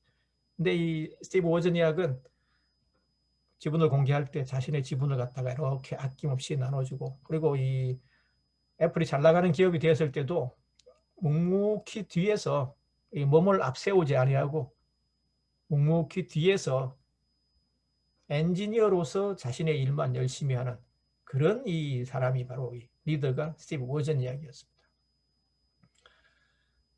도덕경에 보면 이런 구절이 있죠. 상선약수, 최고의 선은 물과 같이 되는 것이다. 물이 위에서부터 밑으로 내려가죠. 그러니까 속성이. 그리고 아무리 오물 같은 더러운 곳에 가서 더러운 곳이 있어도 묵묵히 그걸 참고 견디면서 거기를 가죠. 그래서 헌신적인 그 다음에 이 겸손, 겸양지덕을 갖다가 발견할 수 있는 자연 중에서 가장 대표적인 게 물입니다. 그래서 노자는 물을 담는 것이 최고의 선이다. 고 하는 얘기를 했죠. 그래서 상선약수라고 얘기한 겁니다. 그 뒤편에 보면은 도덕경 바로 그 뒷문장에 보면은 또 이런 구절이 있거든요. 수선이 만물이 부쟁. 물은 만물을 이롭게 하면서도 부쟁, 다투지 아니한다. 그래서 노자가 말하는 도를 생명을 존중하는 평화주의 사상이라고 제가 지난 시간에 말씀을 드렸는데 이 구절에서 그런 걸 발견할 수가 있죠. 스티브 워즈니악이 또 이런 그 노자가 도덕경에서 말하는 이 물과 같은 리더 딱 요랬습니다. 자신은 이렇게 자신이 설립한 기업 애플을 위해서 열심히 최선을 다해서 일은 했지만은 헌신적으로 일은 했지만은 나머지 그 회사 구성원들하고 절대 이렇게 컴플리트 마찰이 싸우지 않았죠. 묵묵히 자신의 일. 스티브 잡스는 굉장히 그냥 욕심이 많아서 컨플릭트가 많았고 결국은 그것 때문에 쫓겨났다 그랬죠. 그래서 스티브 워즈니악과 스티브 잡스의 공헌도에 대해서는 이렇게 논란이 있지만은 리더십이라고 하는 인간적인 관점에서 보면은 스티브 잡스보다는 스티브 워즈니악이 훨씬 더 좋은 모범을 보였다고 하는 게 제 생각입니다. 그 다음에 이 두 번째로 제가 들어드릴 사례가 얼굴은 뭐 다들 아시겠죠. 빌 게이츠입니다. 그죠? 네, 빌 게이츠인데 이게 마이크로소프트 창업자인데 아까 말씀드렸듯이 이 실리콘밸리 정상에 있는 기업들은 주로 많은 기업들이 이제 공동 창업이라고 그랬지 않습니까? 이 마이크로소프트도 빌 게이츠하고 폴 앨런이라고 하는 사람이 두 사람이 공동으로 창업한 그런 공동 창업한 기업입니다. 빌 게이츠는 잘 알려져 있듯이 고등학교 때 이 컴퓨터 광이었죠. 그러니까 컴퓨터에 매달려 가지고 살다시피 그냥 밤을 새다시피 이제 했던 거죠. 그래서 당연히 이 컴퓨터 관련 학과로 이제 진학하는 게 여러 가지로 볼 때 이제 좋았는데 우리도 뭐 우리 부모님들도 이런 사람들 많이 있죠. 법대 가라, 하버드 대학 법대 가라, 조건하고 법대를 선호하는 이제 그런 이제 풍조가 있었죠. 아마 이때 빌 게이츠의 부모님도 아마 그랬던 모양입니다. 네 인생이 활짝 피우기 위해서는 컴퓨터 이런 거 전공하지 말고 하버드 대학 법대에 가라, 법학과에 가라. 그래서 부모님들이 워낙 강하게 고집을 부리니까 어쩔 수 없이 이제 진로를 그렇게 정했다 그럽니다. 빌 게이츠가. 그래서 하버드 대학 법학대학에 이제 진학을 했어요. 그래서 컴퓨터에 대한 열정과 꿈을 잠시 이제 잊어버리고 있었죠. 그런데 어느 날 고등학교 때 친구인 폴 앨런과 빌 게이츠가 둘이 이제 고등학교 때 밤새워 가면서 이제 컴퓨터를 갖다가 만지작거리면서 이제 놀고 이제 했던 이제 프로그램도 이렇게 만들어 보고 이제 뭐 이렇게 뭐 부품도 만져보고 직접 뭐 조립도 하고 이렇게 이제 했던 게 폴 앨런이거든요.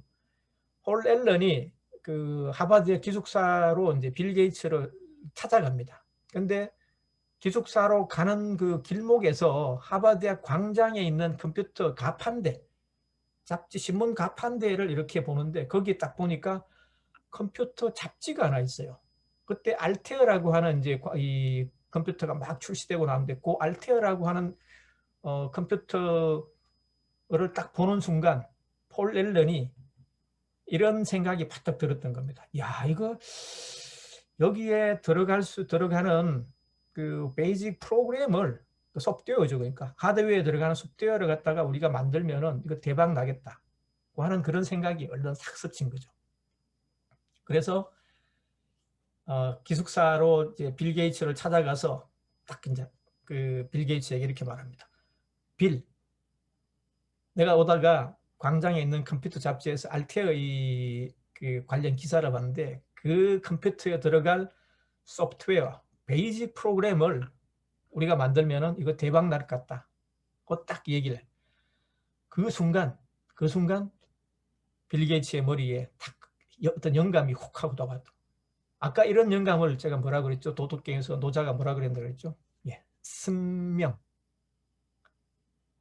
레리 페이지가 스탠퍼드 대학 기숙사에서 이 꿈에서 그런 게 탁 왔듯이 모든 세상에 존재하는 모든 사이트를 다 연결시키면 어떤 일이 나 그런 선명이 왔듯이 이 순간 빌 게이츠에게도 그런 선명이 왔다는 겁니다. 폴 앨런이 그 얘기를 한 거예요. 그래서 오케이, 야 이거다.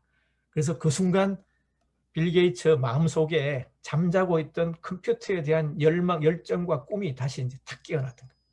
그래서 바로 하버드 대학 법학과를 갖다가 중퇴를 하고 학교를 나가서 폴 앨런과 함께 공동으로 회사를 창업하는데 그 회사가 바로 마이크로소프트입니다.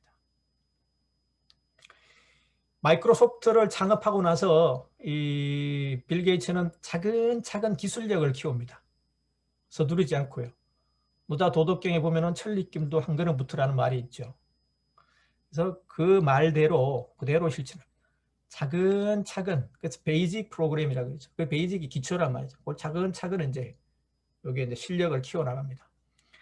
그러던 순간 어느 날 빌 게이츠에게 큰 운이 찾아옵니다. 그 당시에 이 컴퓨터계를 지배하고 있던 그 기업이 아까 말씀드렸지만은 IBM이라고 하는 기업이 있는데요. IBM이 자신들의 컴퓨터에 탑재할 운영 체제를 물색하고 있었습니다. 이 당시에 이제 스티브 잡스가 이제 애플 컴퓨터를 출시하면서 큰 컴퓨터에서 퍼스널 컴퓨터로 서서히 이제 이 추세가 이동하는 그런 때였거든요. 그래서 IBM이 퍼스널 컴퓨터에 이제 집중을 하기 시작하면서 자신들의 컴퓨터에 탑재할 운영체제, 오퍼레이팅 시스템이라고 하죠. OS를 즉 자기들이 개발한 게 없었기 때문에. 그래서 처음에 누구를 접촉하느냐 하니까 이 게리 킬달이라고 하는 사람을 접촉합니다. 이 사람이 CPM이라고 하는 운영 체제를 세계에서 최초로 개발한 사람입니다. 굉장히 굉장한 천재였죠, 이 사람도. 그래서 그걸 IBM이 자신들의 운영 체제로 탑재하기 위해서 게리 킬달에게 접촉합니다. 근데 게리 킬달이 이때 돈을 워낙 많이 벌어가지고 태평양 상공에 자기 비행기 타고 전용 비행기 타고 이렇게 휴가를 즐기고 있어요. 그 당시 그래서 IBM 직원들이 찾아왔을 때, 사무실 찾아왔을 때 부인이 그 자리에 있었던 거예요. 그런데 부인이 IBM이 이렇게 내미는 이 계약서의 조건을 보니까 이게 너무 까다로워요. 특히 보안 문제에서 이게 너무 까다롭. 그래서 남편하고 통화하고 해서 계약을 갖다가 포기를 했습니다. 좋은 기회였는데 포기를 했죠. 그래서 그 기회가 이제 누구에게 찾아왔냐면 빌 게이츠에게 찾아온 겁니다. 근데 빌 게이츠의 마이크로소프트는 그 당시에 자신들이 회사에서 개발해 놓은 그 오퍼레이팅 시스템 운영 체제가 개발하기 전입니다. 개발하기 전이기 때문에 납품할 수가 없었죠. 근데 빌 게이츠는 이 계약이 얼마나 중요한 계약인지를 잘 알고 있습니다. 앞으로 컴퓨터는 퍼스널 컴퓨터의 시대다. 트렌드를 정확하게 내다봤던 거죠. 게리 킬달은 그런 흐름을 못 내다보고 있었죠. 그래서 보안 문제가 까다롭다 그걸 갖다 계약을 포기했는데 기회를 놓친 거죠. 근데 빌 게이츠는 앞으로 컴퓨터는 퍼스널 컴퓨터의 시대다 하는 걸 흐름을 정확하게 트렌드를 정확하게 읽고 있었기 때문에 어떤 수를 써서라도 이걸 계약을 성사시키겠다고 하는 생각을 했습니다. 그래서 그 당시에 그 시애틀에 거주를 하고 있을 텐데 시애틀 시내를 샅샅이 뒤집니다. 그래서 시애틀 시내를 샅샅이 뒤진 끝에 어떤 회사에서 개발해 놓은 시애틀 컴퓨터 회사라고 하는 곳에서 개발해 놓은 OS 그 운영 체제가 하나 있었던 거예요. 그 이름이 뭐냐면은 QDOS입니다. DOS라고 하는 거는 우리 지금 뭐 브라우저로 띄우는 인터넷 이런 거 말고 할 때 다 뭐 기호 이렇게 막 해서 하는 거 기억하시죠, 그죠? 많이 해보셨을 텐데 뭐 명령을 주고 이렇게 탁탁탁 입력하면 그때는 완전 수동식으로 컴퓨터 수동식으로 하던 그런 그 QDOS가 운영 체제였습니다. 근데 이걸 갖다가 그 당시에 돈으로 이 10만 달러로 빌 게이츠가 돈을 주고 아예 라이선스를 사버립니다. 10만 달러가 뭐 큰 돈, 그 당시로서는 큰 돈이었겠죠. 근데 그게 워낙 중요한 계약이라는 걸 알고 있기 때문에 라이센스 자체를 아예 사버립니다. 그래서 이름을 뭘로 바꾸느냐 하니까 MS-DOS, 이게 마이크로소프트죠. 그러니까 마이크로소프트 도스입니다. 원래 자기 고유의 기술력으로 개발한 게 아니었죠. 그러니까. 그래서 10만 달러의 QDOS의 이 라이선스를 매입해서 그걸 MS-DOS라고 이름을 바꿔서 IBM에 납품합니다. 이게 대박난 거죠. IBM 컴퓨터하고 계약할 때 아까 그 하버드 대학 법학과에 다녔다 그랬지 않습니까? 이게 굉장히 큰 역할을 한 모양입니다. 법에 대해서 이제 빠삭하게 잘 알고 있었던 거죠. 그래서 계약서를 작성하는 과정에서 빌 게이츠가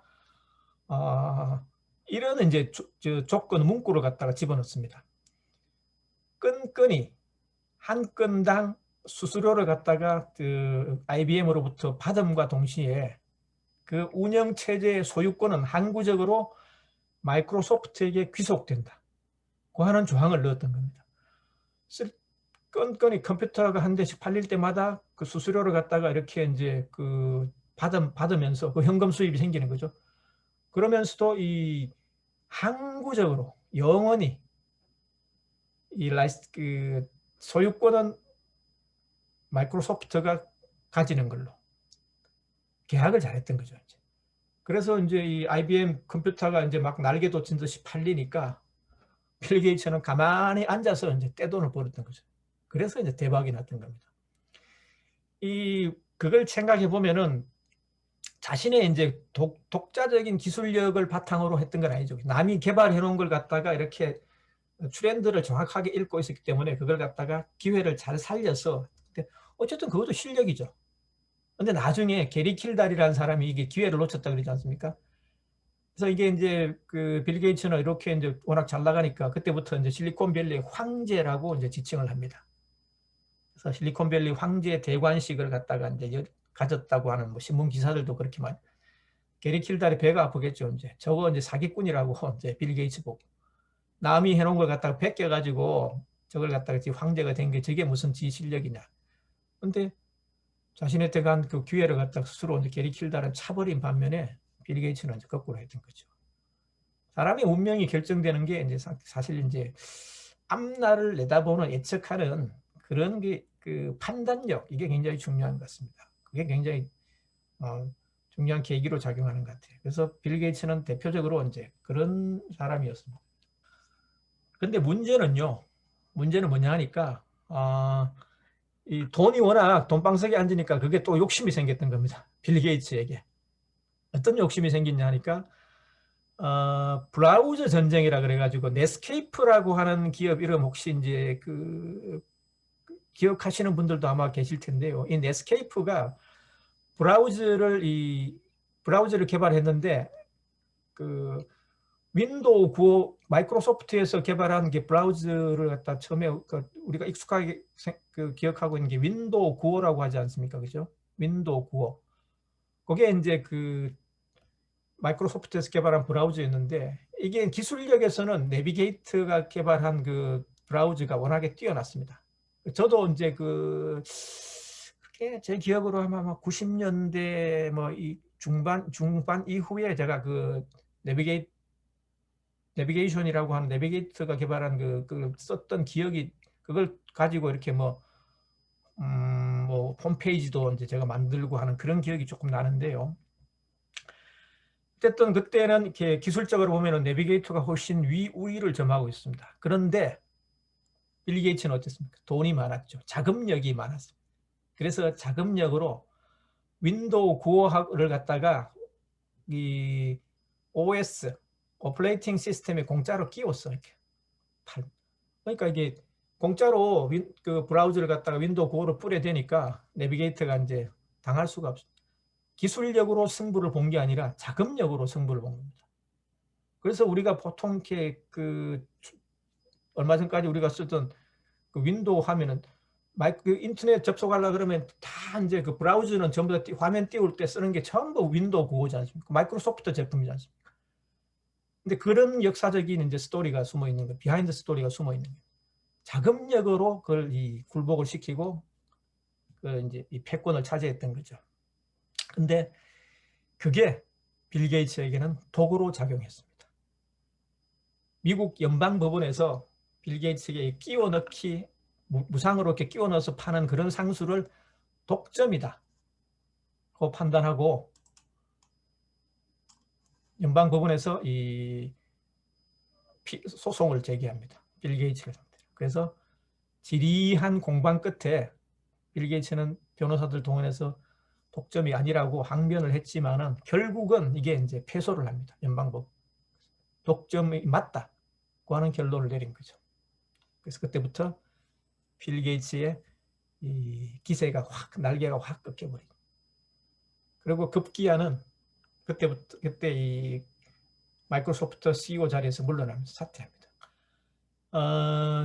욕심이 과했기 때문이겠죠. 그리고 이제 물러나서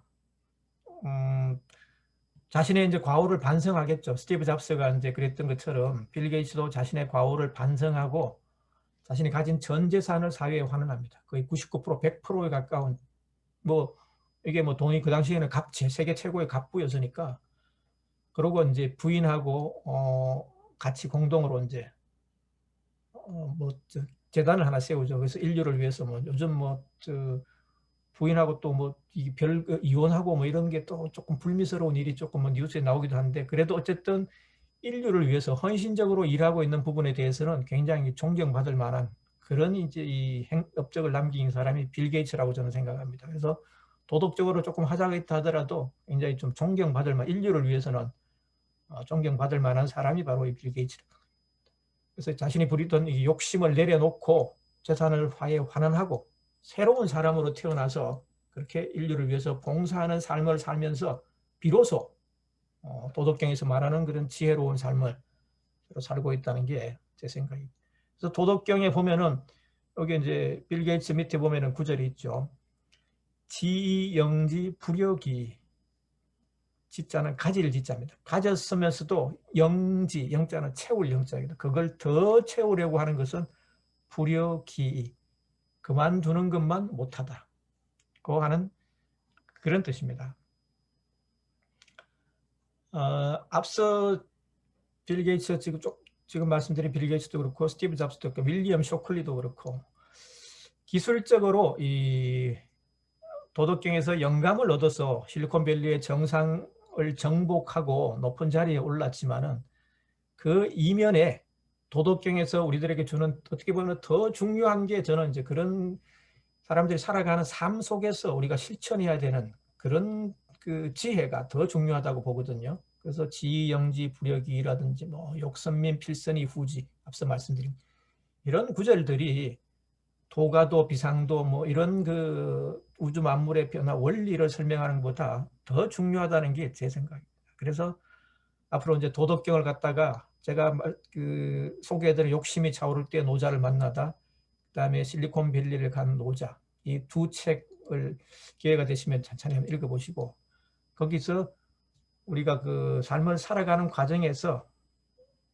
배워야 되는 그 지혜의 말씀으로서 어떻게 보면 성경 말씀처럼 그런 지혜의 말씀으로서 도덕경을 이렇게 천천히 읽어보는 게 더 중요한 게 아닌가 하는 게 제 생각이고 이번 시간 강의를 통해서도 제가 결론적으로 그런 말씀드리겠습니다.